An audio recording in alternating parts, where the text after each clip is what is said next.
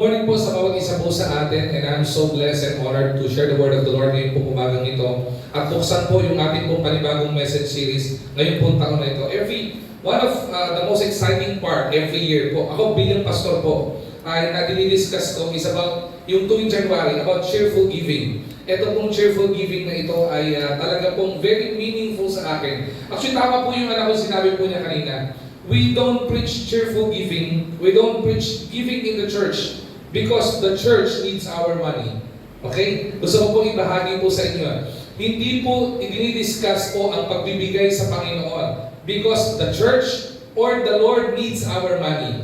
The truth of the matter, ang katotohanan, hindi po kailangan ng Panginoon ng kayamanan natin. Hindi po niya kailangan yung laman ng wallet natin o laman ng bangko natin. Hindi po niya kailangan yun. Dahil po ang katotohanan, lahat po ng laman ng wallet natin, lahat ng ari-arian natin, lahat ng meron po tayo, kaloob naman po ng Panginoon yan. And whatever things, so whatever amount we give to the Lord, okay, hindi po yan makakapagpayanig ng kapangyarihan niya. But the principle here na gusto ko pong ibahagi sa inyo is the principle of giving, because the Bible is clear that the key to God's blessing is not in receiving. Ulitin ko po yun, binabasa po natin yan every morning. Idideklara po natin every Sunday morning. The key to God's blessing is not in receiving. It is always in giving. To some, questionably yun. Paano magiging dahilan ng pagpapala yung pagbibigay rather than sa pagtanggap? Kasi pag tingnan natin, ang ibig sabihin ng pagpapala sa ating mga tao, ang tingin natin kapag kami natanggap tayo, we are blessed. Tao ba? Pero paano nangyari na kapag ka ikaw nagbigay, ikaw ay yun ang susi sa pagpapala? Kasi ang tingin natin, kapag ka pinalabas natin ang laman ng wallet natin o kung anong binibigay natin, akala po natin kawalan yun.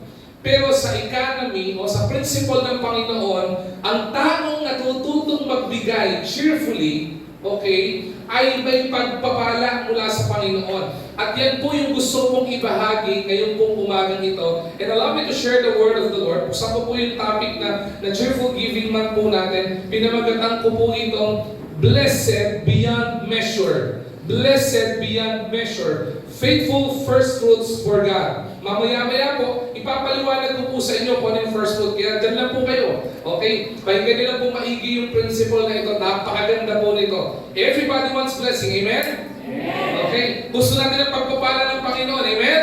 Amen. Eh kung malalaman natin yung prinsipyo, paano tayo pagpapalain ng Panginoon, mas lalo po tayo magiging excited. Alright? The title of the message again this morning is Blessed Beyond Measure, Faithful First Fruits for God. So if you have your Bibles with you, I would like you to open your Bibles with me in the book of Proverbs. Okay, Proverbs chapter 3. Okay? Buksan niyo po yung mga Bible sa Proverbs. Gusto ko po hawakan yung Bible niyo, okay? At i-highlight niyo po ito. Itatry ko po itong isa-isahin at ipaliwanag para hindi po tayo maguluhan o tayo ay mas malinawan doon sa sinasabi po ng Panginoon. So kung nakita nila po, nandiyan din po sa screen po natin yan. Proverbs chapter 3 verse 1 to 10. Basahin po natin yan. Tumayo po tayo as we give reverence to the reading of God's Word. Alright?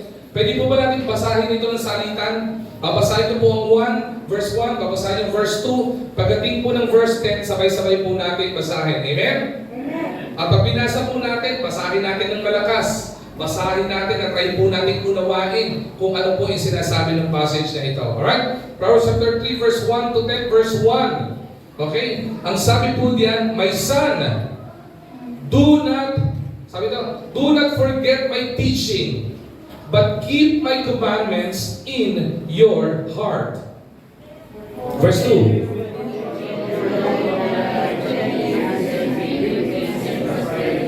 Verse 3. Let love and faithfulness never leave you. Bind them around your neck, write them on the tablet of your heart, then you will win verse 4.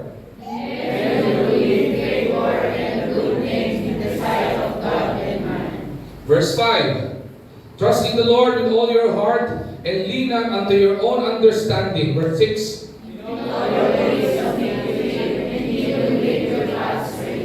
Verse 7. Do not be wise in your own eyes. Fear the Lord and shun evil.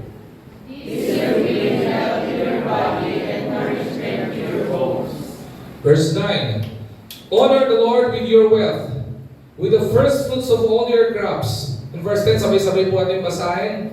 Then your barns will be filled to overflowing, and your vats will brim over with new wine. May the Lord be blessed upon the reading of His Word. So madali po tayong manalangin. Hilingin po natin ang gabay ng Panginoon sa pag-aaral ng salita niya ngayong umagang ito. Panginoon naming dakilang Diyos, marami pong salamat sa napakagandang araw, napakagandang umaga na ito, Panginoon, ay binigay mo sa amin. Thank you, Lord God, for waking us up early, Panginoon, giving us the whole night's sleep, Panginoon, and allowing us to survive the whole week, Panginoon, sa magitan ng biyaya at pagpapala mo. At ngayon po, umagang ito, dalayan ko po, Panginoon, nabuksan mo ang aming mga puso't isipan. Paglinawin mo, Panginoon, ang aming mga isipan, Panginoon, sa mga turo, prinsipyo, at mga aral, Panginoon, ibibigay mo sa amin. At matututunan namin na makakabuti, Panginoon, na tunay na makakabuti sa amin bilang isang mga anak mo, dakilang Diyos. Panginoon, itapon niyo po ako sa iyong likuran. Gamitin niyo po akong iyong lingkod at tagapaghayag ng iyong salita ngayong umagang ito. Kayo po maitaas, maluwalhati, Panginoon, ang iyong salita, ang makita at maintindihan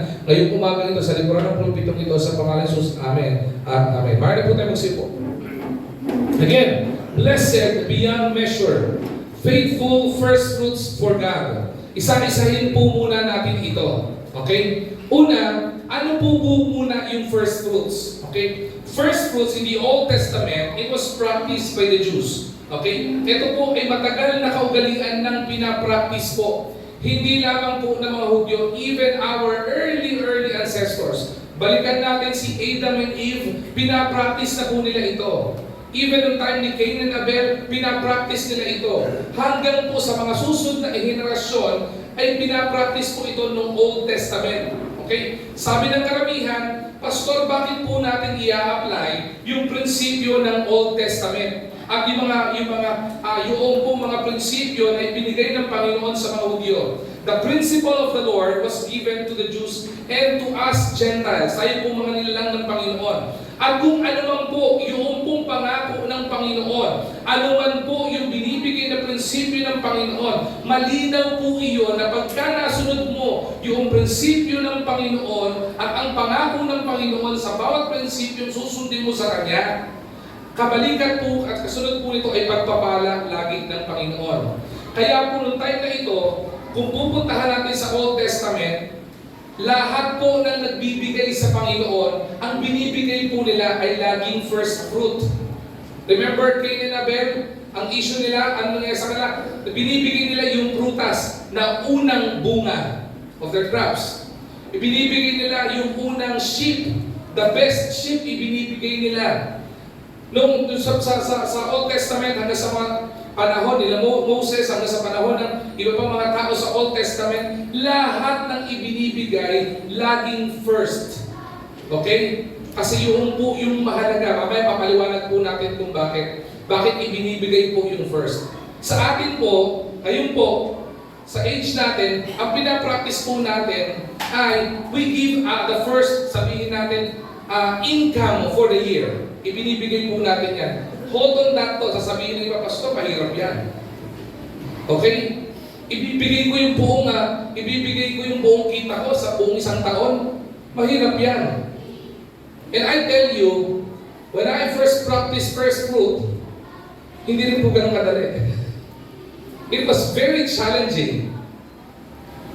It was challenging na tipong it would put my knees on the ground and pray to the Lord. And yung tears would be on the ground because I'm crying. Because I know it's hard. Sa pananaw ng isang tao, mahirap yon. Pero, right after that, sabi ko, magandang pag-aralan ko ito. Magandang pag-usapan ito. Magandang matutunan ito. Kasi ang pinakamaganda dito, binigay na ng Panginoon kung ano ang susi ng pagpapala. The problem is that the reason why we don't experience the blessing of the Lord is because we fail to unlock the blessing of the Lord. Kung ang susi ng pagpapala, ibinigay na ng Panginoon sa mga anak niya. Okay? Bakit po marami sa mga anak niya hindi na i-experience yung pagpapala na ito? Pastor, bakit ganun? Nasa atin ang susi. Di ba dapat ang Panginoon may susi? No. The Lord is the blesser. Siya po ang tagapagbigay ng blessing. Because He knows the eternity past, down to eternity future, alam niya lahat yan. So ibinigay na sa atin ng Panginoon itong susi na ito. Kaya hindi natin na-experience yung pagpapala ng Panginoon is because we fail to unlock the blessing of the Lord. Kahit sabihin ko po dito, meron po akong relo dito, kahit sabihin ko dito, itong relo kong to, ibibigay ko kay Kuya Doy, hanggat hindi po niya kukunin ito, hindi po niya ma-experience na gamitin yung relo ko. Tama po ba? Ganun din po eh. We fail to experience the blessing of the Lord because we fail to unlock the blessing of the Lord. Ngayon, bago po tayo tumuloy-tuloy sa practice na ito, tingnan po muna natin ito. Bago po muna tayo magkaroon ng mga question sa isip natin. At sabi nyo, ayoko nang pag-usapan yan. Masakit na usapan yan. Bigayan eh. Labasan ng laman sa wallet eh. Labasan ng kinita eh. Labasan ng ito. We felt like ayaw na natin itong gato. But before you do, bago kayo maglagay ng question sa isip niyo po muna, allow the word of the Lord and the principle to sink in into your heart and into your mind ngayon po umagang ito as I share with you the principle of first fruit. At ang pag-uusapan is about blessed beyond measure. Okay? Pag sinabi po bang blessed, ano po bang ibig sabihin nito? When we describe the word blessing, ano po ba ibig sabihin? Does it refer to pag may trabaho ka, you're blessed? Is that the measurement of being blessed? Kapag ka may trabaho ka, I'm blessed. Okay? Kapag ka ikaw ay na-promote ka, I'm blessed. At kapag ka may trabaho ka, kapag ka na-promote ka, of course there would be income. There would be money on your pocket, on your wallet, or even in your bank account, magkakaroon yan. Ang ibig sabihin po ng blessed ka na, is that the measurement of being blessed. Kapag ka po ba tayo ay naging successful to whatever endeavor we have in life, whether negosyo yan, pamilya yan, o kung ano man yan, if you feel the success, okay, yung po ba ay measurement na ng sabihin po natin pagiging blessed? Okay? Kapag ka may material ownership tayo, may bahay ka, may lupa ka, may kotse ka, everybody would desire of those na sarili, no? Pero ang tanong, yun po ba ang pinaka-measurement ng blessing when it comes to the principle and economy of the Lord when it comes to blessing? Kaya po, sinishare ko po sa inyo ngayon, ang mensahe po ng Panginoon is about blessed beyond measure. Kasi po, the measurement of blessing is not based on money, it is not based on work and promotion, it is not based on success alone, it is not based on material ownership. To be blessed means, pakinggan niyo po maigi ito ha, to be blessed means to experience God's favor. Okay? To experience God's favor, to experience God's provision, to experience God's protection, and to experience God's presence in our life. That is the measurement of blessing sa mundong ito. Kung papansinin niyo po, lahat po na sinabi ko, magmula sa favor, sa provision, sa protection, sa presence ng Panginoon, lagi po nakadugtong yung salita ng Diyos. Because when the Lord blessed His children, malinaw po salita ng Diyos dito, when the Lord bless His children, it is pressed down, shaken together, and running over. Ibig sabihin, pressed down, shaken together, and running over. Nag-uumapaw ang pagpapala ng Panginoon. Yan po ang kahulugan ng pagpapala sa economy o principle ng Panginoon. Being blessed is a state of receiving the goodness of God. Yung po matanggap mo yung kabutihan ng Panginoon. It is often through spiritual, emotional, physical, and even material blessings. Kaya po kayo nung tinanong ko, ang measurement ba ng pagiging blessed ay yung money alone? Diba? Yung success alone? Hindi po iyon. Ang measurement ng blessing ay experiencing God's favor, protection, provision, and presence in our life. And the good thing here is that when the Lord blesses, pressed down, shake it together, and overwhelming and overflowing, ibig sabihin, pag nagpala ang Panginoon, hindi po ordinaryong pagpapala ang pinagkakaloob ng Panginoon. It is blessed beyond measure. It goes further and beyond our expectation. Bakit po? When we give to someone, we limit the giving na binibigay natin. We limit the giving based on our capabilities to give. Tama po ba? Ito nakalipas pong Christmas, nagbigay tayo ng mga regalo. Yung iba po sa atin, nagbigay tayo ng regalo, base lamang po dun sa kakayanan natin magbigay ng regalo. Tama po ba? Pero ibig sabihin, dahil nakaisip ka, naisip mo yan, at naaalala mo yung isang tao, o yung mahal sa buhay mong bigyan ng regalo, ikaw ay tinaguri ang generous. Pero hindi po ganon ang measurement ng generosity ng Panginoon. Lagi po overwhelming ang generosity ng Panginoon. Kaya po ang sabi dito, when the Lord bless, it is beyond measure. It is beyond our expectation. Hindi po natin kayang sukatin. It would be abundant. It would be overflowing beyond human comprehension. Ito po yung pagpapala. Kaya malinaw po sa lahat ng salita ng Diyos patungkol sa pagbibigay. Malakay chapter 3 verse 10. This is sabihin natin, ito po ay passage regarding giving tithes to the Lord. Okay? Ang sabi doon, okay, ibigay natin yung tithes natin sa Panginoon. And the latter part of Malachi chapter 3 verse 10, na andun po yung blessing na sinabi ng Panginoon. Listen to this carefully. Ang sabi doon ay, and the Lord will open the windows of heaven and pour out His blessing towards His children. And your lap cannot fathom, cannot handle the blessing na ibinigay ng Panginoon. Isipin niyo po iyon nagbigay ka ng tithes mo sa Panginoon, 10% of what you have. Ang sabi doon, bubuksan ng Panginoon ang bintana ng kalangitan. At ibubuhos niya ang pagpapala niya sa iyo dahil sa iyong katapatan at mag-uumapaw yun na yung pagpapala na yun ay hindi mo kayang hawakan. It will be overwhelming, beyond measure. Diba? Nag-uumapaw. Listen to this carefully. You are just giving your tithes. Tithes is a responsibility to give by Christians because tithes is not yours, it's the Lord's. Sa Panginoon po yun, hindi economy of God. Okay? Kaya sabi ito, pag hindi mo binigay ang tithes mo sa Panginoon, hindi po may sabi nito, buksan po Malakay chapter 3 ha. Ang sabi doon, ninanakawan mo ang Panginoon. Pero kapag ka ibinigay mo yung tithes mo sa Panginoon, bubuksan pa yung bintana ng langit. At yung pagpapala niya, hindi mo mahahawakan, malulunod ka. Bintana pa lang yun. Paano po kung buksan ng Panginoon pintuan?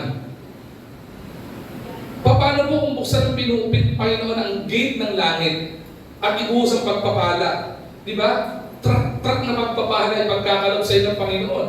Hindi po ako may sabi nun Panginoon po yun In every principle of giving in the Bible, pansinin niyo po lahat. If you will open your Bibles and study anything about giving, there's always a promise of blessing.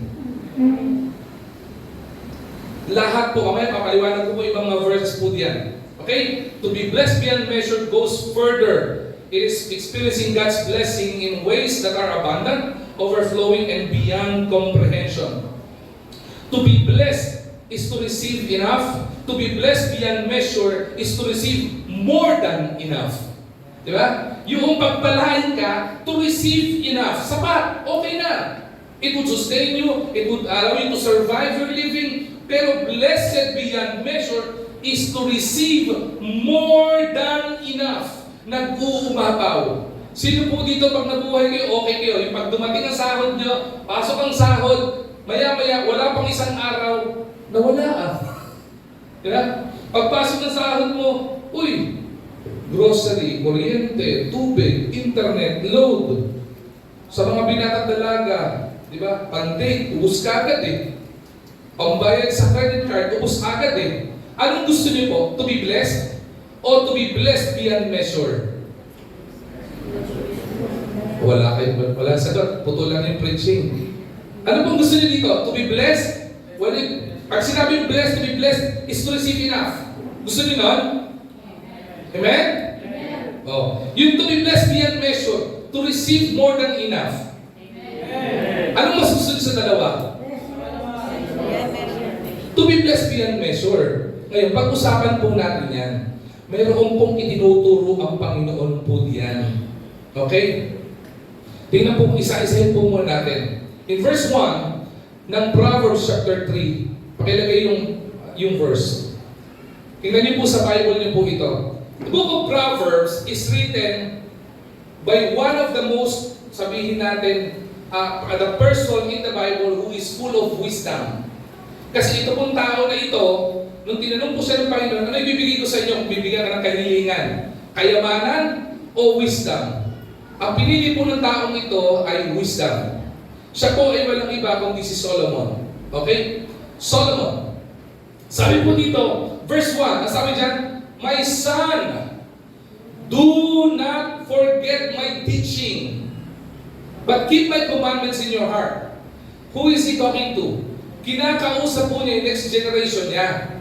Sabi niya, mga anak, huwag mong kakalimutan yung mga tinuturo ko sa iyo at ituturo ko sa iyo. Bakit po? During the Old Testament time, bigyan ko po muna kayo ng concepts and tradition. Up to this very point in time. Kapag ka nakakilala po kayo ng isang Hudyo, ang isang bata, even as young as this one, okay, up to 11 years old, hindi po yan umaalis sa paanan ng kanyang tatay. When I say hindi siya umaalis sa paanan ng tatay niya, kahit nag-aaral yan, mini-mentor, tinuturuan niya ng tatay niya hanggang 11 years old. Ano po tinuturo ng tatay? Tinuturo po ng tatay yung Pentateuch or the first 5 books of the Bible. Okay?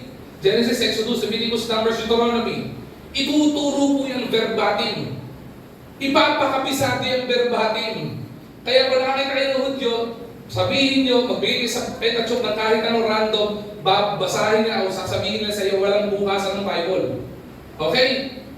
Hebrew, Greek, sasabihin pa nila sa iyo yan.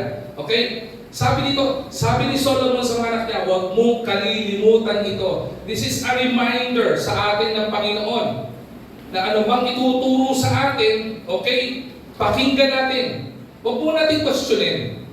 Pakinggan po muna natin. At pag napakinggan mo, ilagay mo sa puso mo at ilagay mo sa isip mo. Tapos, alalahanin mong palagi. Sabi ko, huwag mong tatanggalin sa iyong puso. And it was, sabi nito in verse 2, for they will prolong your life many years and bring you peace and prosperity.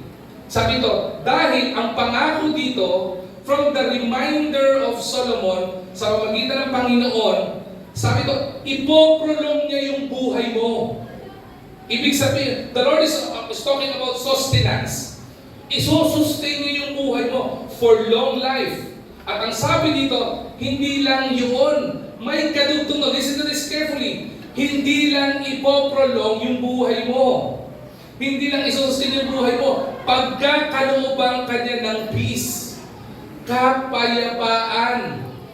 Marami po sa atin, hindi maganda tulog kasi wala pong kapayapaan sa puso't isipan. Maraming bumabagabag, maraming umiisip. Pero sa Panginoon, ang pangako ng Panginoon, if we understand, if we listen to the principle of the Lord, at isa puso natin ito, at lalo din sa buhay natin ito, hindi lang niya ipoprolong ang buhay mo, bibigyan ka pa niya ng kapayapaan. Amen? Amen. Hindi pa po tapos doon. Sabi po ng Panginoon, when He blessed beyond measure.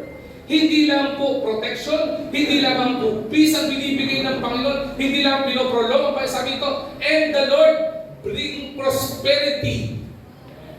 Ano po yung prosperity? Pag pinag-usapan ng prosperity, the Lord is talking about wealth. Diba? Sino ayaw magkaroon ng prosperous life? Everybody wants prosperous life. Yung lahat ng gusto mo, mabibili mo, lahat ng nais mo, makukuha mo. If you want to go on vacation, nakapag-vacation ka, prosperous yung living mo.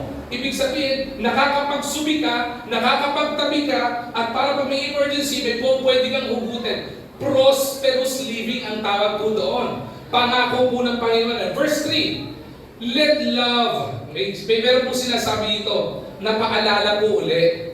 Huwag lang tandaan sa isip. Sabi dito, let love and faithfulness never leave you. Bind them around your neck. Write them on the tablet of your heart. I-engrave mo sa puso mo. Ano po tinuturo ni Solomon sa mga anak niya dito? Sabi niya, huwag mong tatanggalin yung pag-ibig mo sa Panginoon.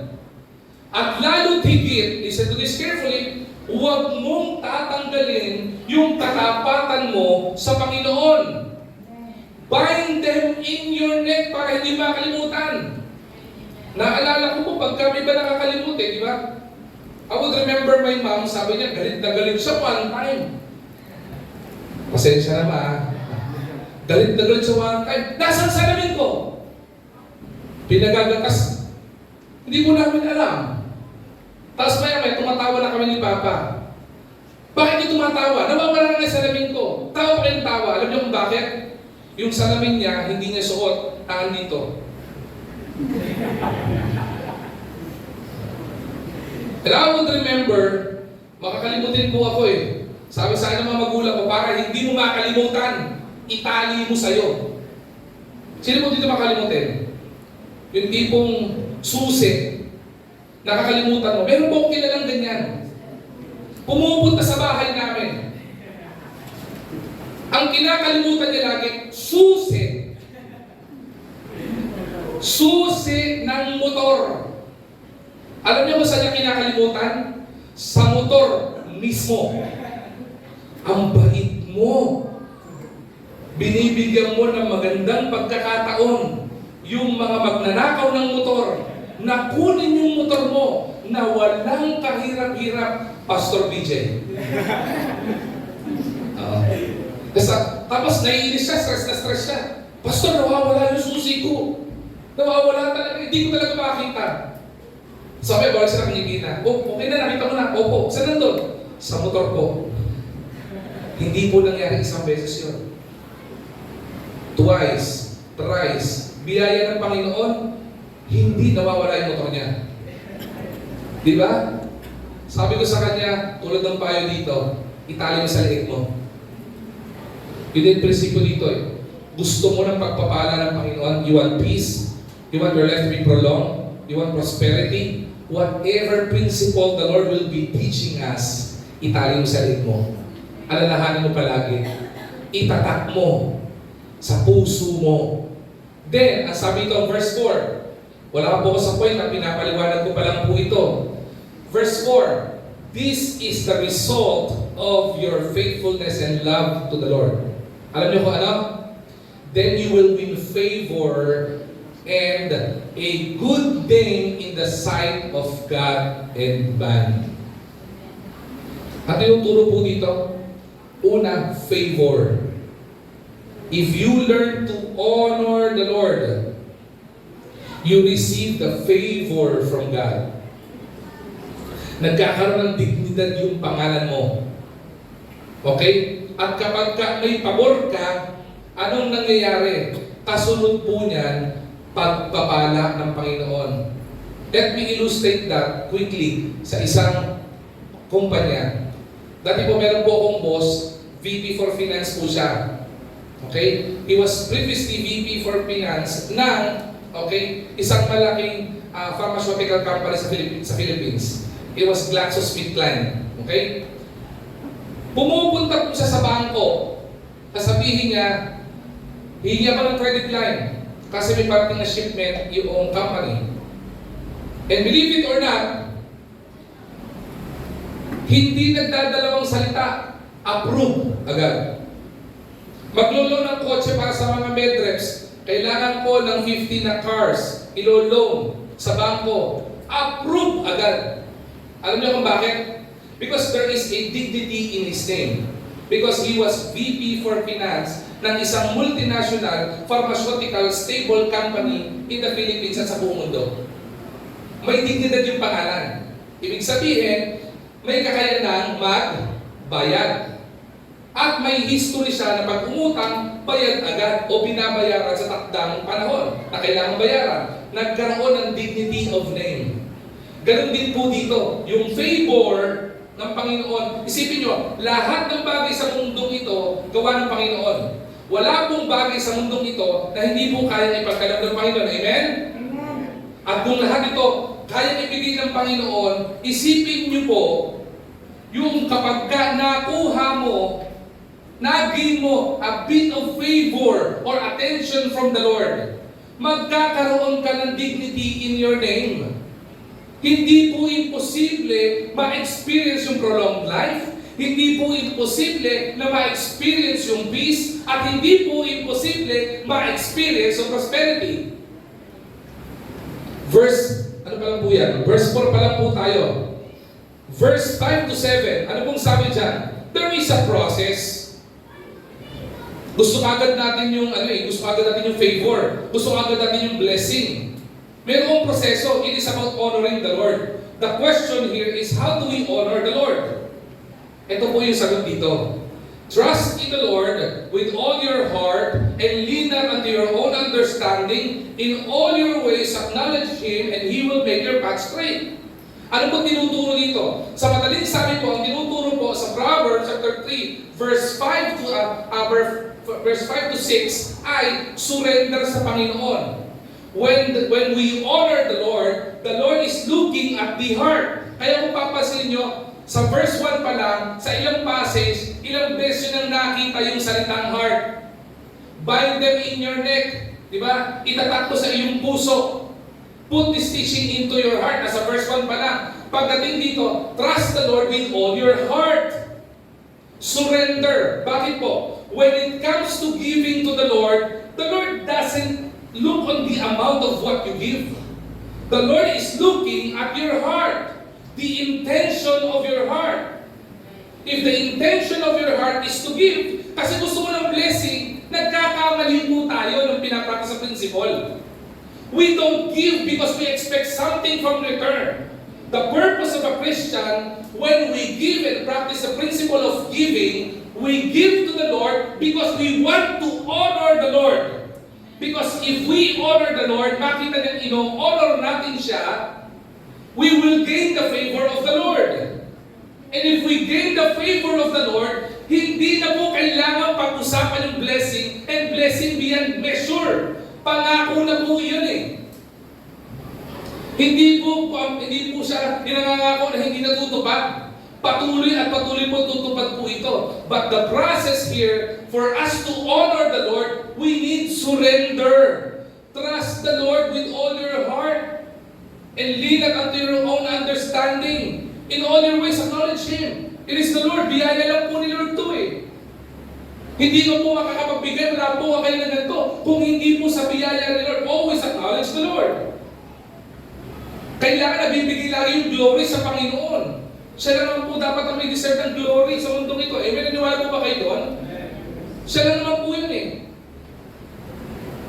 Kaya po may proseso po ito. The process is surrender. Okay? So muna, verse 8. Another result of love. Ang sabi sa verse 8, this will bring health to your body and nourishment to your bones. Ano yung pangako po dito? Kapag nag-surrender tayo sa Panginoon, natuto po tayo magtiwala sa Panginoon, ano pong sabi dito? This will bring health to your body. This will bring not only health to your body, but nourishment to your bones. Bakit ipinaliwanag po ito? Everybody of us would pray ngayong taon na ito, sana mo magkaroon po ng good health. Ano yung good health kapag yung buto mo weak? Kaya po ang bone structure natin, hindi po siya punong-puno ng muscle lang. Kahit may muscle ka, you will be strong. Pero kailangan po ng muscle ng kinakapitan at walang iba kundi bones. Ang pangako ng Panginoon dito, hindi ka lang bibigyan ng Panginoon ng health. Gagawin niya, bibigyan niya ng nourishment yung body mo and yung bones mo for you to become strong. Amen? Amen. Ngayon, nandun na po tayo, paliwanag na po natin ito nung pinaliwanag ni Solomon. Now, this is how we can honor the Lord. Sabi na sa verse na pag-uusapan po natin. Verse 9, verse 10. Pwede ba? Sabi to, honor the Lord with your wealth. Okay? Sabi to, with the first fruits of all your crops. Okay? Then your barns will be filled to overflowing, and your vats will brim over with new wine. Himay-himayin po ng konti muna yan.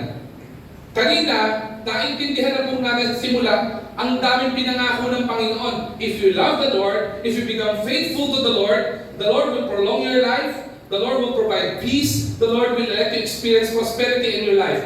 Sinong ayaw nun? Lahat tayo gusto po nun. Kapag ka po tayo natuto mag-surrender sa Panginoon, if we trust the Lord during the process, to whatever principle the Lord wants us to apply for us to be blessed beyond measure. Ang sabi po ng Panginoon, ang bibigay niya sa atin ay nourishment to our bones and health ang ibibigay niya sa atin. Now, ang sabi dito, honor the Lord with your wealth. Bakit? Din naman yung principle kanina, if you honor the Lord, ano mangyayari? You will gain favor from the Lord. And if you gain favor from the Lord, ano mangyayari po? You will experience the blessing of the Lord. Amen? Mali po. If you honor the Lord, you will gain God's favor and you will experience blessing beyond measure. Because when the Lord blesses His children, especially to His children who loves Him so much and who is faithful to the Lord, He will bless him abundantly. Tignan po natin. Honor the Lord with your wealth. Okay? Sabi po, meron po ako narinig just this week. Sabi po, first fruit, okay, is not about money. Sabi nila, first fruit is not about money. It is about Jesus Christ. Prototokos, meaning, sa Grego, when you say Jesus Christ as prototokos in Greek, prototokos means firstborn. Okay? I-discuss na po muna yon. I think medyo may nalagpasan yung pastor na yon. At baka napaitan nyo, let me explain it to you. Prototokos means firstborn. Anong kahalagahan po ng firstborn sa first fruit? First fruit is also known as firstborn. Okay? Tingnan po muna si Jesus Christ para maintindihan yung firstborn. Jesus Christ, when He blessed, God, when He blessed us, He blesses generously. And what I don't, amen? Paano nyo nasabi na blessed pa yun generously? If the promise of the Lord kanina, being blessed is about the presence of the Lord, is about the protection of the Lord, it is about the provision of the Lord na binibigay sa atin ng Panginoon. That's being blessed. Blessed beyond measure is to be in that state. Paano po natin sasasabi yun? Tingnan po muna natin ito. When God saw that man, because of sin, are all hellbound, wala pong sino sa atin hindi nagkasala. Kahit bata nagkasala. At dahil po sa kasalanan, lahat po tayo mapuntang impyerno. Tingnan niyo po dito yung blessing beyond measure. Dahil po sa pag-ibig ng Panginoon, John 3:16, pinadala po niya yung bugtong na anak niya para tubusin tayo sa ating mga pagkakasala, the redemption of men, para hindi po tayo mapunta sa impyerno. Ang dapat lamang po natin gawin, manampalataya at tanggapin siya sa buhay natin bilang sa kailangan sa ating buhay. That's the only thing we need to do. Faith. Okay? Sa Panginoon. Ano pong ibig sabihin nun? Kung titingnan niyo po yun, this is speaking about the generosity of God. Wala pong sino man po sa inyo na ipagpapalit niyo yung anak niyong mahal, yung kaisa-isa niyong anak, para maipalit sa isang tao na makasalanan na nasa kulungan. If you would do that, you are so generous enough to do that. You are so loving and understanding for you to do that. Pero wala pong Panginoong tatay na gagawa niyan. Pero ang Panginoon po, because of His love, because of His generosity, hindi po niya inisip na yung bugtong na anak niya ay ipapadala niya para ma-redeem tayo, mamatay sa krus ng Kalbaryo kahit walang kasalanan para mailigtas lang tayo. Hindi ba generosity po iyon? That is the generosity of the Lord being firstborn. And that is the same example that we need to understand on how we give to the Lord. Kung ang Panginoon nga hindi po inalintana yung pagbibigay ng bugtong na anak niya, bakit marami pong mga mananampalataya when we give to the Lord, lagi po natin pinipili yung maliit? Di ba? Kaya po binigyan po ng Panginoon yan hindi po ba? The Bible chapter or the book of the Bible na nagpapatungkol sa tithing pa lang. Okay? Ano po yun? Naku patay, hindi alam. Malakay.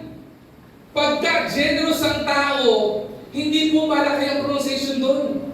Anong ang pronunciation doon? Malaki. Maraming mga ng palataya when we give to the Lord, laging maliit eh. Pero pag nagbigay ka sa Panginoon na kung ano malaki, diba? Ibig sabihin you are generous enough. Ang tanong, naniningil ba ang Panginoon sa binigay niya? Hindi po. Never maniningil ang Panginoon sa binigay niya. Hindi niya humihiling na tipo yung generosity niya, tumbasan mo ng generosity din. Hindi po humihingi ng kabayaran o katumbas ang Panginoon doon. Bakit? Alam po niya, yung binigay niya, yung generous giving niya sa bugtong na anak niya, hindi po natin kayang tumbasan eh. So hindi po niya hinihiling yun. Wala siyang hinihiling na kapalit. Eh pastor, bakit pinapractice ito ng Old Testament? Eh bakit mo pinapractice ng IBC Manila ito? Is because, hindi po ba't nararapat lang din naman? Hindi po ito usapan ng utang na loob ha? Yung nararapat lang. Hindi po ba't nararapat lang naman na kung yung nagbibigay sa iyo ay generous, tumbasan mo rin ang love, faithfulness, and generosity? Tao mo ba ba't humihinain yun? Kung po kayo tatamaan, pag tinamaan kayo, sabihin nyo lang. Okay, matuwa po kayo doon. Kasi para sa atin naman po ito eh. Honor the Lord with your wealth. Kaya hindi pong totoo na ang first fruit ay si Jesus Christ lang. Prototokos is firstborn. Okay? Though it's synonymous to first fruit. Nakalimutan na ang first fruit in the Old Testament, when honoring the Lord, you honor the Lord with your wealth. Bakit po? How can we honor the Lord? Ano ba meron tayo? Wala rin po tayo pwede ibigay eh. Bigay mo damit mong luma. Makaka-honor ba kay Lord yan? Tingin mo matutuwa ang Panginoon dyan? Ibigay mo sarili, matutuwa ba Panginoon dyan? Paano matutuwa ang Panginoon pag binigay mo sarili mo? Pag tinignan niya, ang dumi niya na, puro kasalanan na. Bigyan niyo po ako ng regalo na basahan, okay ako doon. Pero bigyan niyo po ako ng regalong basahan na madumi, hindi po ako okay doon. Regalo nga eh. Hindi po ba? Bigyan mo ko ng regalong second hand, hindi ko alam, okay lang yan. Pero pag alam mo second hand yan, parang isasama ng loob ko yun. Pero alam niyo po, that is how we give to the Lord. Pag nagbibigay tayo sa Panginoon, it is always second hand. Pag nagbibigay tayo sa Panginoon, it is always hindi yung nararapat para sa Kanya. So when we give to the Lord, we always give to the Lord our best. Because our goal in giving to the Lord, hindi para i-impress ang Panginoon.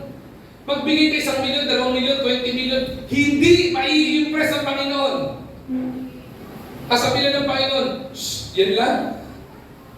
Hindi ma-impress ang Panginoon doon eh.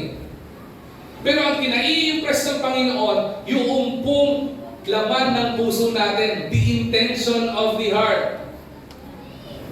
And para masubukan po tayo doon, ang ginawa po doon, ang pre-practice po dito, honor the Lord with your wealth.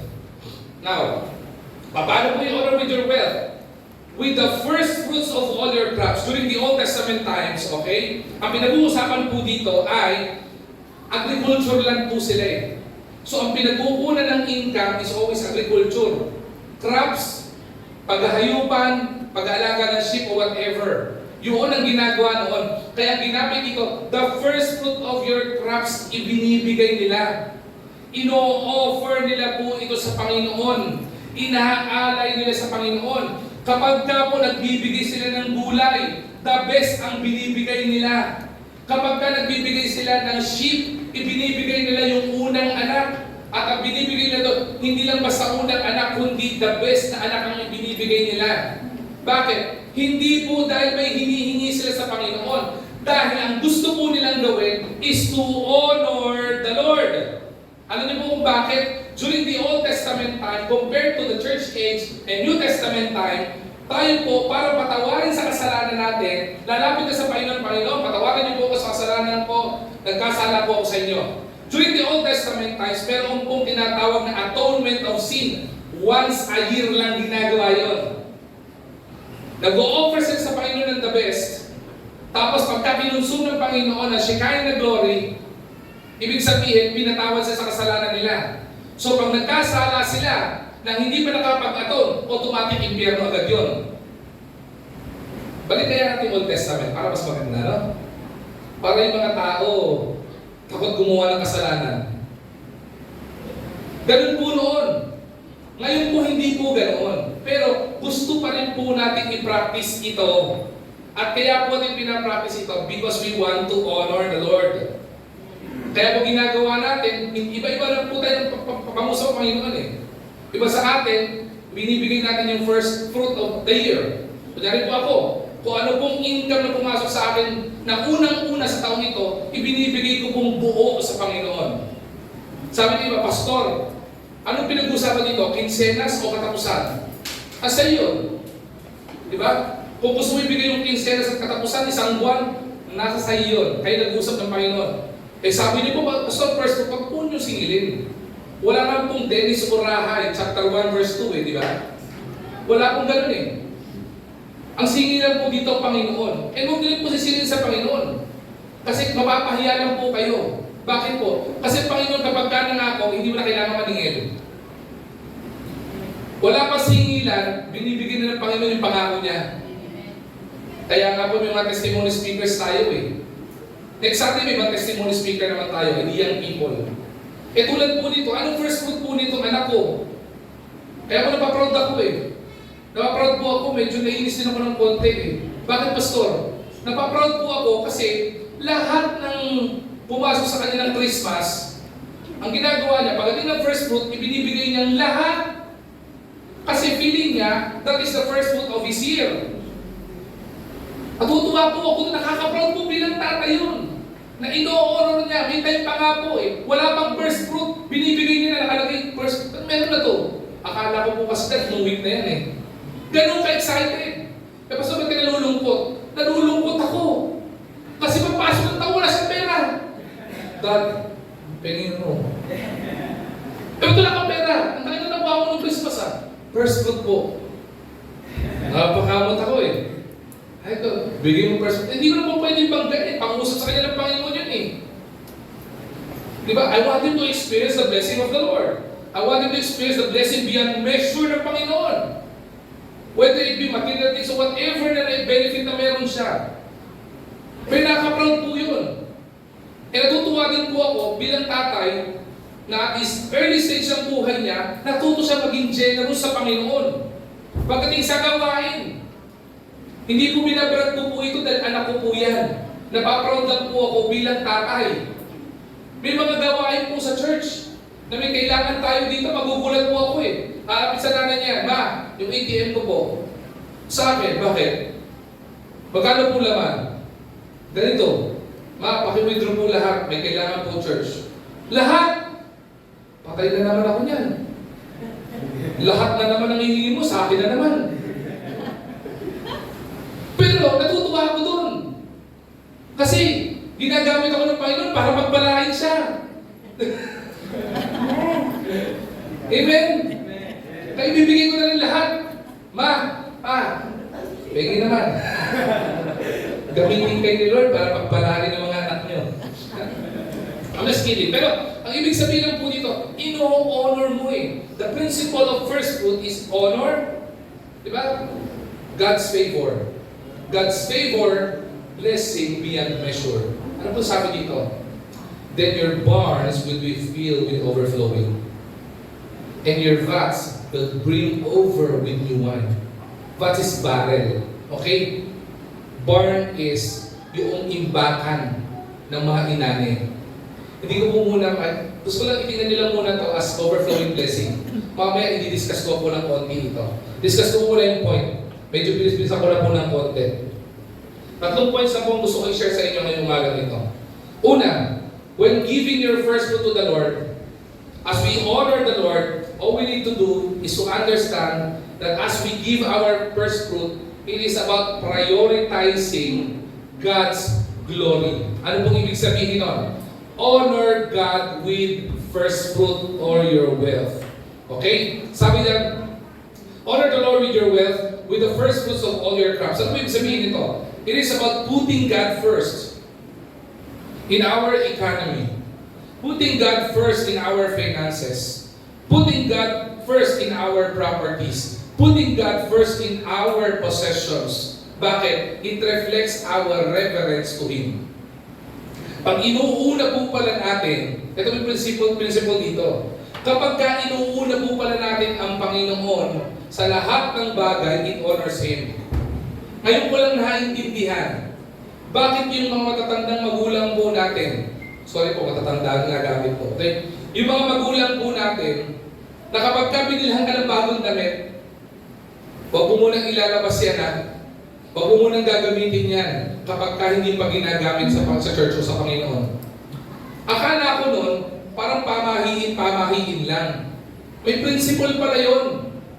Kaya pala inuuna mong gamitin sa church. Ibig sabihin, you want to honor the Lord with your first. Diba? Yun po yun eh. At dahil po dito, pinaprioritize mo muna ang Panginoon. Ibig sabihin, pag may kinita ka, ano gagawin mo? Kung pinaprioritize mo ang Panginoon, you honor the Lord. So, ibig sabihin, pag may kinita ka, ang dapat mong gawin? Tanggalin mo yung tithes, tanggalin mo dapat mo nang ibibigay sa Panginoon, tsaka mo gamitin the rest. Kaya nga yung tithes, 10%, 90% sa'yo. Talo ka pa ba doon? Binigyan ka ng Panginoon ng abilidad, binigyan ka ng Panginoon ng trabaho, binigyan ng Panginoon ng negosyo, binigyan ng Panginoon ng pagkakakitaan, 10% sa Panginoon, 90% sa'yo. Lugi ka pa doon? Hindi ka lugi doon. At ang hindi ka lugi doon ay dahil kapag tapat ka sa Panginoon doon, the Lord will open the windows of heaven and pour out His blessing to you, and your hands cannot handle the blessing of the Lord. Pintana pa lang yun. Tithes pa lang yung principle pinag-uusapan. Eh, first mo itong pinag-uusapan. Ibibigay mo yung unang kinita mo sa taon. Madali ba yun? Mahirap yun. Struggle sa karamihan yun. But if you will understand na kaya mo ibinibigay ito is because you want to honor the Lord. Huwag ka munang tumuwid sa favor. Doon ka sa honor. Yung favor, hindi mo trabaho yun. Kapag ka nakita ng Panginoon na in-honor mo siya at na-honor mo siya, automatic magkakaroon ka ng pabor sa Panginoon. At kapag nag-gain mo yung favor ng Panginoon, automatic yung abundant blessing ni Lord. Hindi po nagsabi niyan, Bible po nagsabi niyan. So ano po dapat natin gawin? We are to dedicate our first and the best that we can give to the Lord, trusting Him with all our hearts. Mahirap po ito, pero sa una lang po ito pananaw ko. Next, pangalawa na po ito, mabilis lang. Sunod is present your gain. Wealth as first fruit. Ano yung binibigay mo? Malinaw po yung sabi ng Proverbs 3 verse 9. Sabi doon, ano sabi ito? Honor the Lord with your wealth. Yaman. Kung anong kinikita, kung anong meron ka. Kaya kung sinasabi, ang first fruit is not about money, sorry. Because the Bible is clear. First fruit giving to the Lord is about our wealth and about honoring the Lord with our wealth. Our wealth, work, and resources are a means to acknowledge God's provision. Paano ma-acknowledge yung buong provision ng Panginoon sa iyo? Sa magitan ng kung anong meron ka. May sapatos ka, may medyas ka, may pantalong ka, may damit ka, dahil sa Panginoon. Hindi, pastor, kaya ko nagkaroon niya kasi nagtrabaho ko. Kaya ka nagkaroon sapatos, damit, dahil may trabaho ka, at kaya ka nagkaroon ng trabaho kasi binigyan ka ng Panginoon ng katalinuhan, binigyan ka ng Panginoon ng kapabilidad, binigyan ka ng skill para magkatrabaho ka. Bakit? At the end of the day, ang dami pong tao sa labas na hanggang ngayon, ilang taon ng graduate, wala pa rin trabaho. Praise the Lord, may trabaho ka. Biyaya ng Panginoon po yun eh. Praise the Lord, yung iba sa inyo, dalawa na trabaho, may negosyo pa. Grabe, yayamanin. Pero okay po yun, abundant blessing ni Lord yun eh. Hindi po tayo magkaingitan dito bilang magkakapatid sa pananampalataya. Kaya kung kapatid yung sa pananampalataya, nakita nyo pinagpapala ni Lord, huwag nyo kaiingitan. Bakit si ganito may kotse? Bakit si ganito may negosyo? Bakit siya may bago na naman sa damit? Huwag nyo kaiingitan. Ang tingnan niyo po sa kanila, bakit sila nagkakaroon ng prosperity sa buhay nila? Kasi kung sila pinagpapala ng Panginoon, kasi nagtapat sa Panginoon, in honor ng Panginoon, nakagay ng favor ni Lord, kaya nila na-experience yung peace, prosperity, and protection ni Lord. Ngayon, imbis na mainggit ka, apply mo yung principle para hindi ka naiinggit. Mas maganda yung kinaiinggitan. Masama pala ugali yun, di ba? Pero mas maganda, hindi ka naiinggit. Maganda, ini-experience mo yung pangako ni Lord. Ang problema, naiinggit na lang tayo, pero ayaw natin ma-experience kasi ayaw natin pa yung principle. Now, if you're already blessed by the Lord, pinagpala ka ng Panginoon, abay, huwag ka naman makalimot. Proverbs chapter 3, never fail to love and be faithful to the Lord, sabi ni Solomon. Sabi sa mga anak niya, pinagpala ka ng Panginoon eh. Nung pinagpala ka, nakalimot ka sa Panginoon. Nung nareceive yung pagpapala ng Panginoon, nakalimutan mo na kung sino yung blesser mo eh. Pinagpala ka ng trabaho. Nung nagkatrabaho ka, ano nangyari sa'yo? Nawala ka sa church, nakalimot ka sa Panginoon. Na-promote ka. Aba, nagbabakasyon ka, linggo-linggo. Okay lang yun. Huwag mo naman itapat ng linggo. Linggo na nga lang para sa Panginoon. 10% na nga lang ng linggo yun, di mo maibigay. Pinagpala ka ng material blessing, huwag mo naman kalimutan ng Panginoon. Now, nasa sayo naman yan. Kalimutan mo ang Panginoon, you will dishonor the Lord. If you dishonor the Lord, you will remove your favor ng Panginoon sa buhay mo. And if the favor of the Lord will be removed upon you, the abundant blessing of the Lord will also be removed upon you. Ano gagawin mo? Tsaka ka babalik? Hindi mo mas maganda, in-honor mo sa Panginoon, naging may favor, maging consistent ka, maging faithful ka, mahalin mo ang Panginoon, para yung pagpapala mo, overflow, ng overflow, ng overflow. Di ba? Hindi na overflow ang tawag doon. Overload na yun. Gusto namin yan. Pares. Di ba mga kumpares? Di ba kumpares ko dito? Kaya nagpapalpitate ang dibdib eh. Laglagay na kang pares overload with extra rice, extra soup. Di ba Pastor BJ? Kaya mga tropa namin to eh. Mga backseat boys to eh. Okay? Yung mga backseat boys na mga kapares ko yan eh. Di ba pag pinagpala ka ng Panginoon, present your day to the Lord. Yung mga palang binigay sa iyo ng Panginoon, ibalik mo sa Panginoon. Magugulat ka. Pag yayamanin ng Panginoon, magugulat ka. Kaya po yung mga anak ng Diyos, naniniwala ako, this is about prosperity gospel. This is about the promise of the Lord. If you are blessed by the Lord, if you love the Lord, if you become faithful to the Lord, if you continue to honor the Lord, you will continuously gain the favor of the Lord, and you will continuously gain the abundant and the blessing beyond measure of the Lord. Amen. Ang problema, gusto natin ng blessing beyond measure. Ang ayaw natin, yung love, ayaw natin ng faithfulness sa Panginoon. At lalo tigit, ayaw natin ng giving. Kaya ang tunay na Kristiyano, paborito po dapat natin, preaching at saka giving.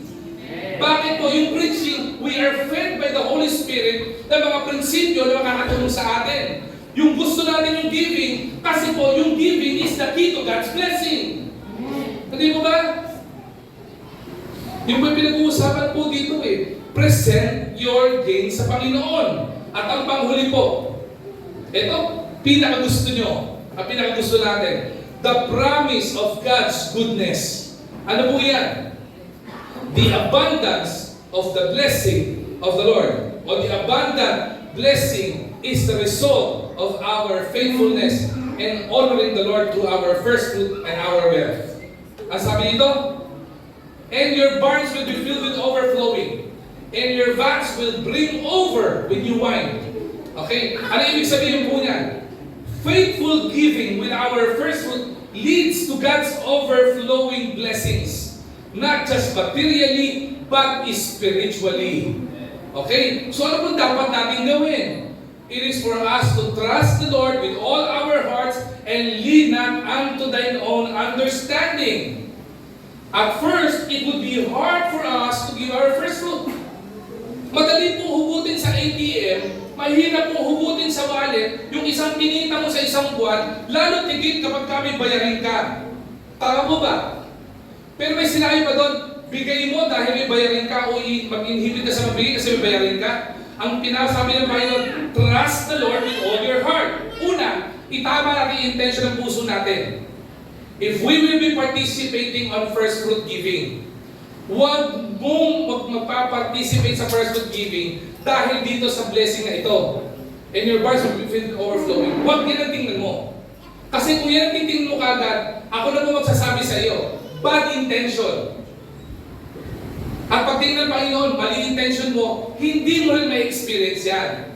But if the Lord looks at your heart na kaya mo ibinibigay ito because of your worship and you honoring the Lord with the first fruit of your wealth, huwag mo nang isipin yung favor at saka yung blessing. Kasunod na yun. Kaya nga po tayo nagkakaroon ng fruit of first fruit testimony speakers eh. Ayoko po kasi mag-testimony ng ako lang.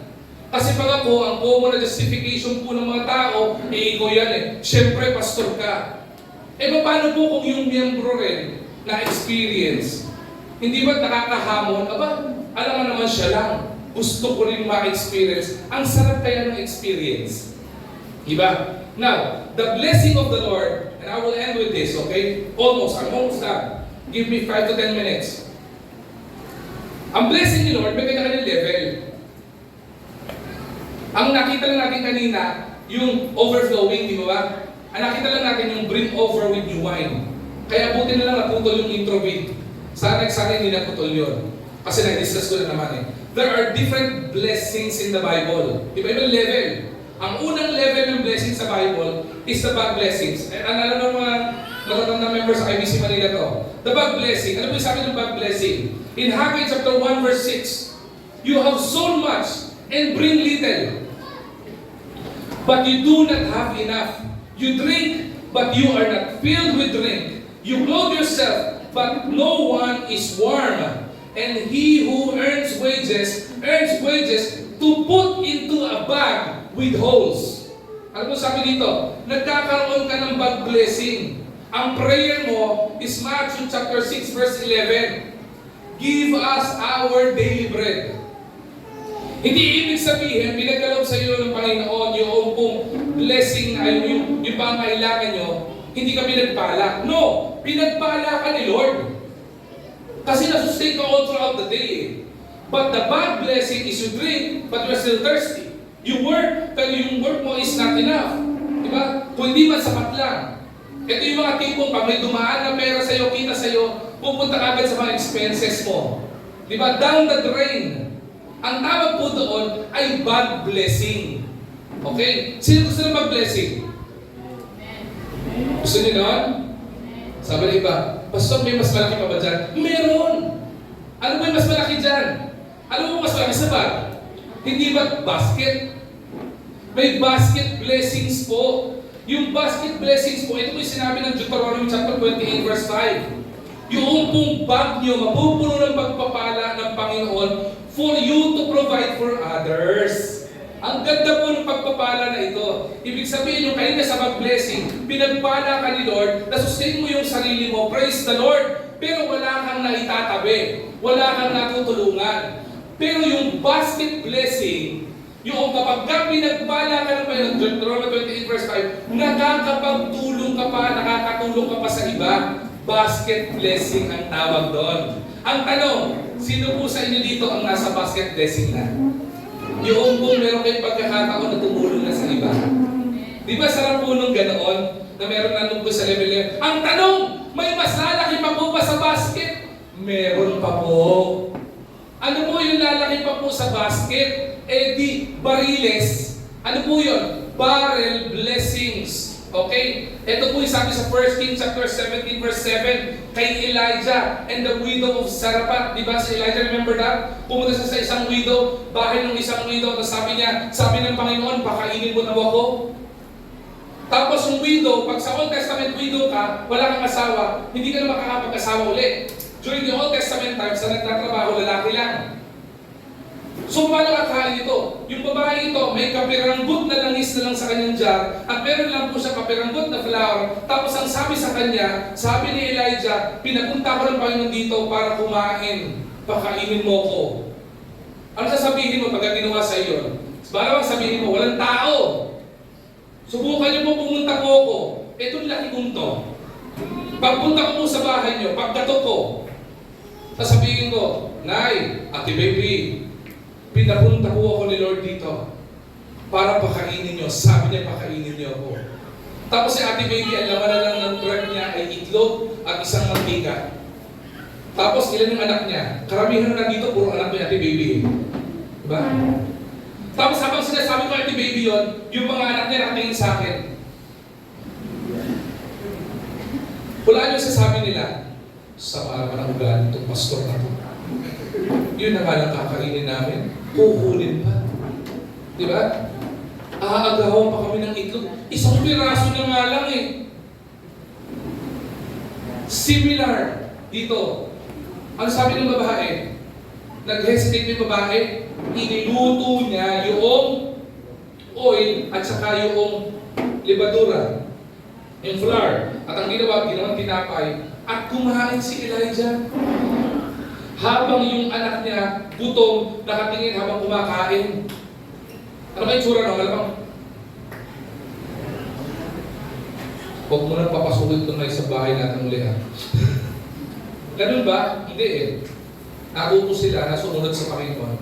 You know what happened? Nakita ng Panginoon yung pag-honor nila. Pagtitiwala nila sa Panginoon. Ano nangyari? Nagkaroon ba sila ng basket blessing? Hindi.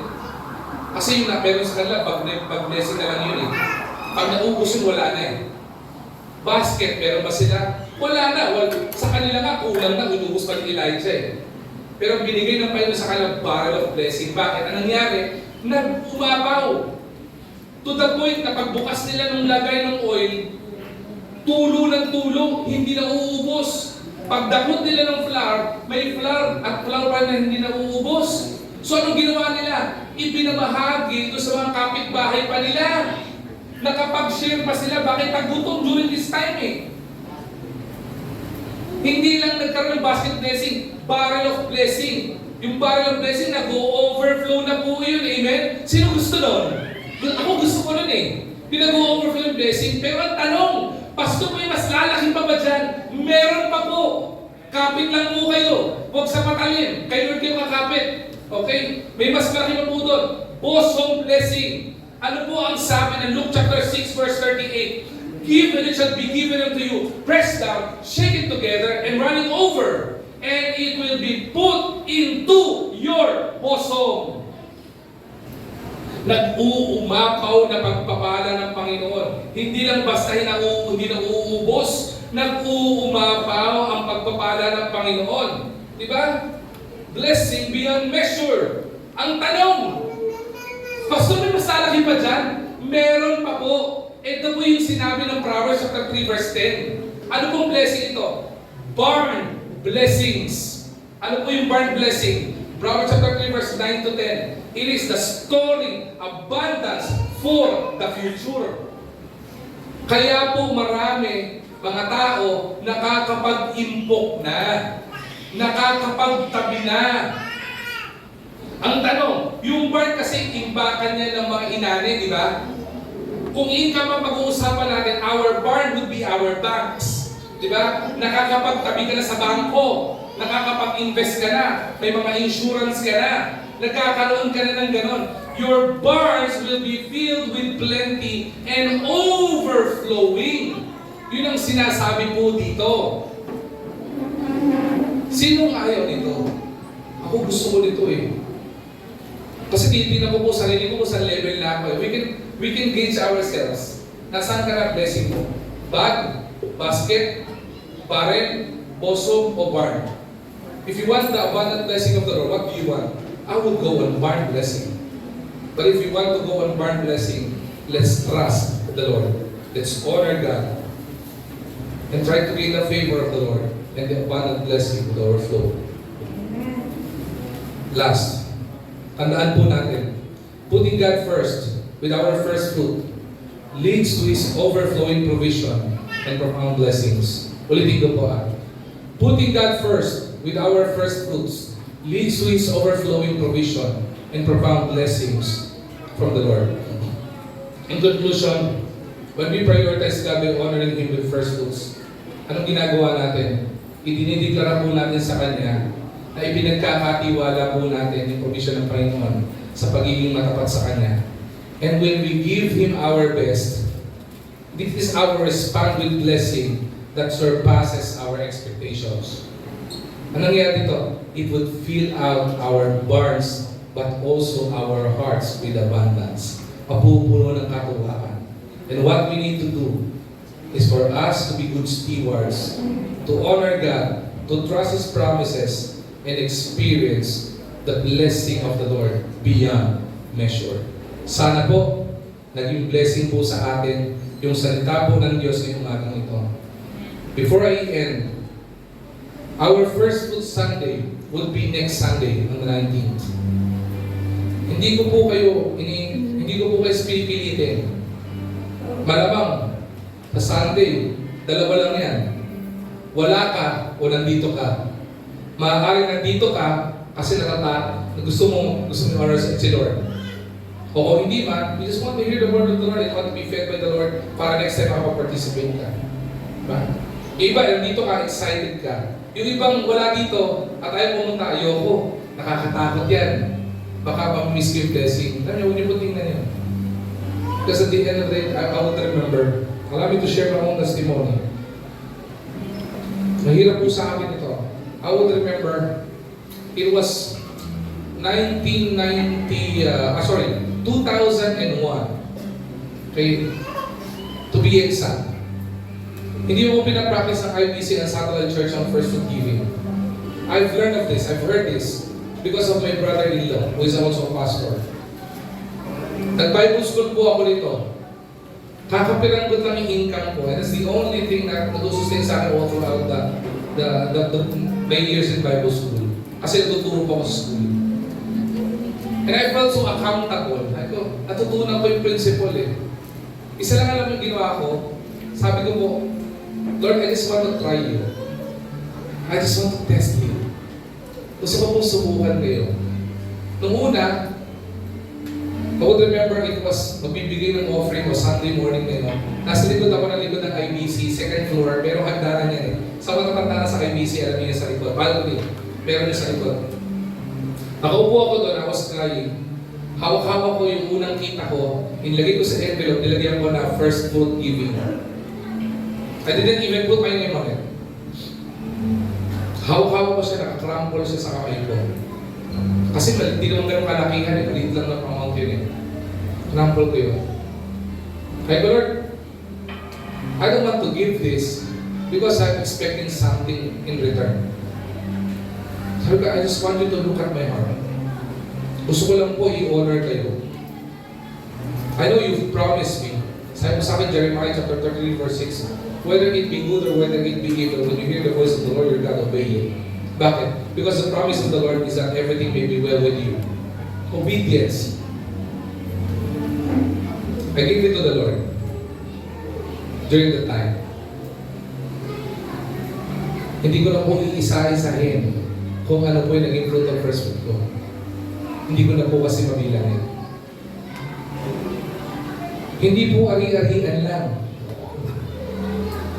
Hindi po kotse lang naging blessing. Hindi po bahay at lupa. The peace.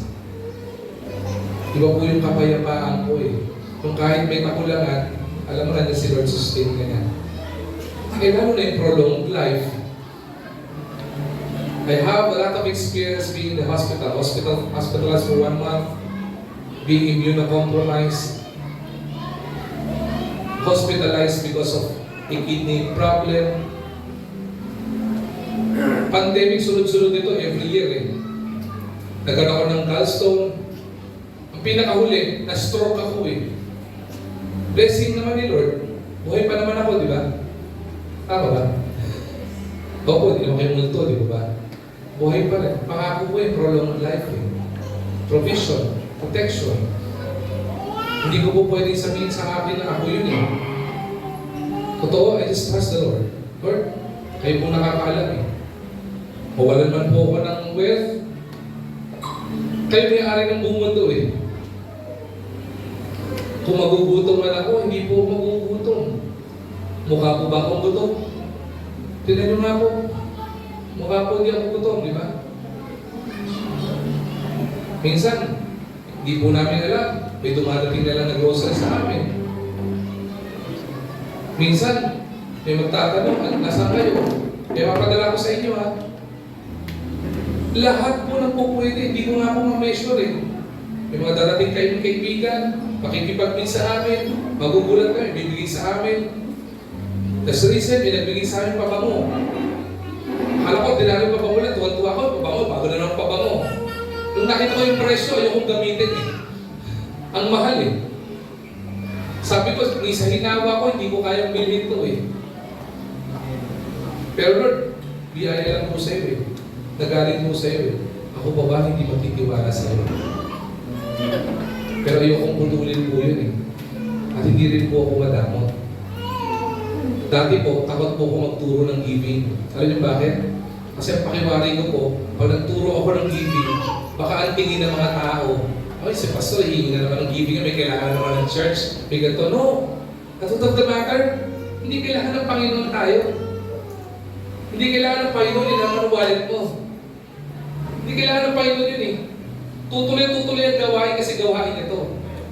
Pero kaya ka nagbibigay sa Panginoon, hindi para tumuloy yung gawain. Kaya ka nagbibigay sa Panginoon because you want to honor the Lord. Ang masakit doon, ikaw na nag-honor kay Lord, you also benefit from it. Saan ka pa nakakita? Kung gusto mag-invest sa isang negosyo, kailangan may kasiguruhan nakikita ka. Tama ba? Pero kapag ka ikaw, yung investment po, hindi mo pa ini-invest pero may pangako pa at may testimony pa ng mga pangako, hindi ka binubudol. Ikaw ay binibigyan ng abundant blessing ni Lord. Iba ang budol sa blessing ni Lord. Ang budol, niloloko ka. Ang Lord kahit kailan di manloloko. So yung mapatunayan, punta po kayo sa YouTube channel natin. Meron pong isang folder po sa YouTube channel natin na Fruit of First Fruit Testimony Speakers. Pakinggan niyo po lahat. Mga batang walang trabaho, nagtiwala sa Panginoon. Mga buhay nila, ganun pa rin ba? Umaangat ang buhay. Umaangat ang kalalagayan sa buhay. May mga iba, professional, magugulat ka, na-promote. Magugulat ka, ganito nangyari. May mga iba, senior citizen, wala namang inaasahan, nagpa-participate, pero kita mo, sinusustain ng Panginoon. Prolonged life, provision, protection, di ba? Prosperity, binibigay ng Panginoon. First fruit practice, hindi po ito sapalitan. Hindi ko po pinipilit kayo. Sinishare ko lang po sa inyo. Because this is how the Lord blesses people. Maganda po, kung paano tayo pinagpapala, sama-sama tayong pagpapalain ni Lord. Amen? So maganda po, starting today, mag-pray natin. Mag-pray nyo. Pa-participate ba ako? How do I participate? If you have questions, please do ask. Don't hesitate to ask us, the pastoral staff, or even the members who actually participated as well. Pero sabihin ko lang po sa inyo, don't participate because of the blessing. You participate because you want to honor the Lord. Ulitin ko. If you honor the Lord, you will gain the favor of the Lord. And if you gain the favor of the Lord, the abundant blessing beyond measure of the Lord will be in your hands. Hindi po ako nangako doon, Panginoon. Tumayo po tayo lahat. Kaya may dakilang Diyos, marami pong salamat sa umanang ito. Salamat sa biyaya ng iyong salita. Sana po nahamon kami, Panginoon. Patuto po kami, Panginoon, i-honor ka, magtiwala sa iyo, at mag-commit sa iyo, Panginoon. And allow us, Panginoon, with open eyes and open arms, experience the blessing na hindi namin kayang hawakan o akapin. Kasi kung magpala ka, lagi nag-uumakaw, you always press down, shake it together, and running over. Thank you, Lord God, for this principle na itinuro mo sa amin. May this be inculcated in our hearts and in our minds, and may we practice it, Panginoon, in our lives. Again, we give you back all the glory and all the praises. In your name we pray. Amen. namin. Alright?